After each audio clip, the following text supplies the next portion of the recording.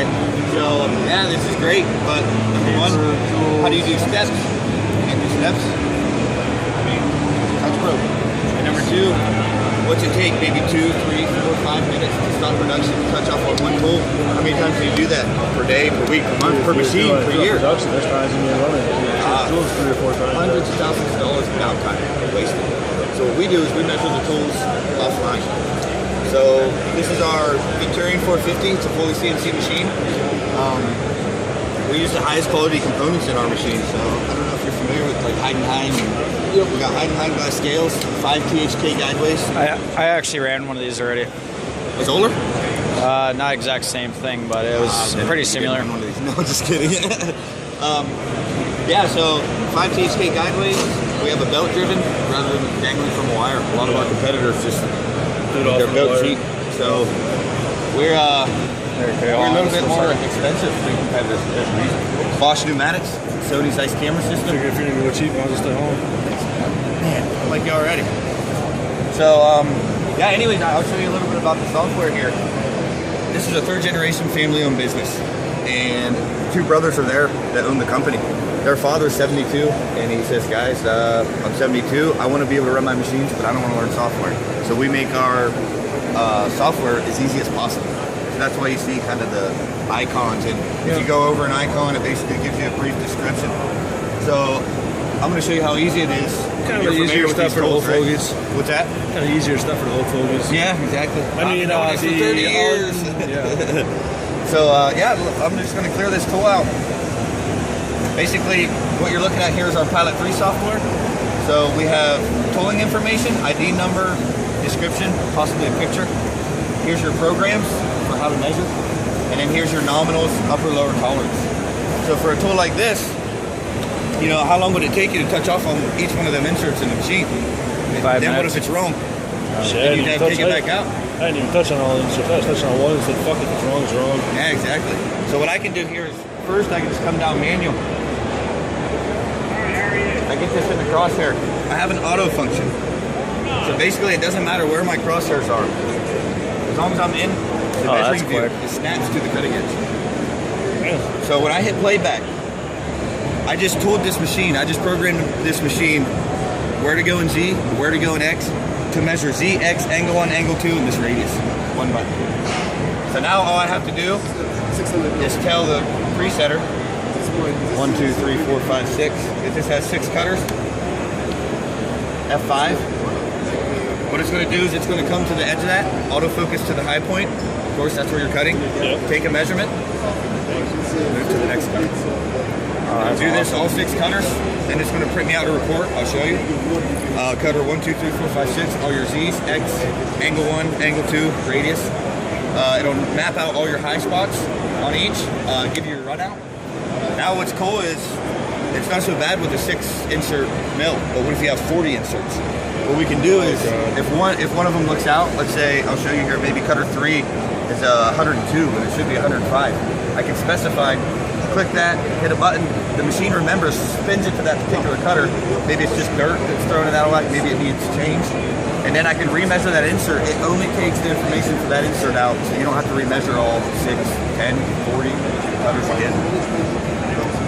Okay, so here, cutter 1, 2, 3, 4, 5, 6, all your Z's, X, radius, angle 1, angle 2, X, X, X for your high points. I think you guys should probably use that tool around. It doesn't look like it's used. Yeah, of course. You can't bring a damaged tool to the show. Well, you can. But, so yeah, anyways, let's say cutter number 4. You can't blame Take me. a few of them. You can't blame me. Yeah. So anyways, cutter number 4. You talk, I listen. Exactly.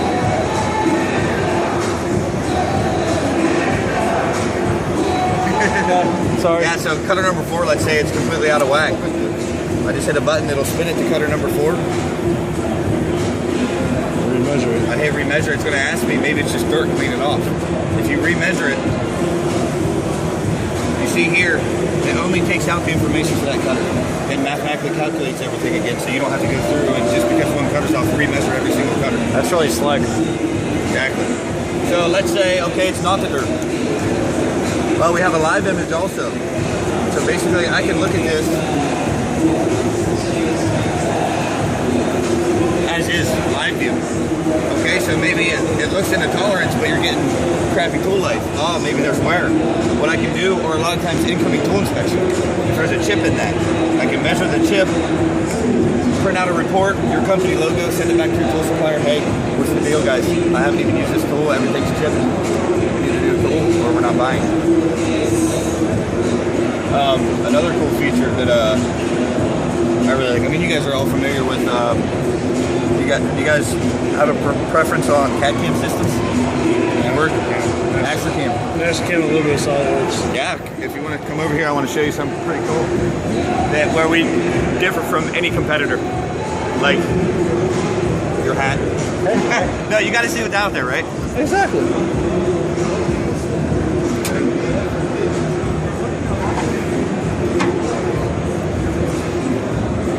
So here, I clear this tool out. This is basically a lower end model. The other machine had a clamping element in the spindle, so that we guarantee plus minus 1 micron repeatability in that machine. This machine is just a Cat 40, Cat 50 base. So no matter if you're using us, if you're using Parlic, in the standard industry, this has a possible 8 to 10 run out. So when you add that, you're at about 10 to 12, possible run out issues. Then you add another 8 to 10. So we promote anything under 20 microns that you're trying to keep, go to a full clamping system. But the reason why I wanted to show you this, I clear this out, virtually no programming. I come to the third page, I hit F11. My machine will come, search for the tip of the tool. Once it finds the tip of the tool, it's going to rotate and follow the outer contour all the way down to the gauge line. In about 30 seconds, produce you a 3D model. You throw it in your CAM system, you run a simulation, done. So what it's doing now, of course, exactly just like I said, it's going to spin, follow all the way down to the contour. As you can see, there's dirt, lint. To a certain extent, we have a dirt lint filtration system. So, I mean, if it's too extensive, it'll pop you up a message and say, hey, fade it off. So once this is done, I want to show you the 3D model. I mean, this is something there's nobody that can do it. You guys familiar with heat shrink? Yeah. Got to see our Retomatic, man. So I'm just going to stop this now. Is that the one with the robot over there? Yeah. Yeah, I was kind of So if I eyeing that stop up. this, okay, now I have a 3D model of the tool. Export it, XML, DXF, STL, STP, SVG. So that's a pretty cool feature that where we differ. And then, yeah, of course, our Retomatic, we can heat shrink tools in and out of folders. Simple. That's fucking nuts. That's why we get called assholes. Just making do this and nobody else can. That's a good reason to call you an asshole. Yeah. No, but yeah, guys. I mean, the more and more you get interested, let me give you my cards. Where are you guys from? I'm from Wisconsin. Wisconsin? Green Bay? Rivers. Yeah. Wisconsin, Manitowoc, Wisconsin. Two Rivers in Green Bay, Wisconsin.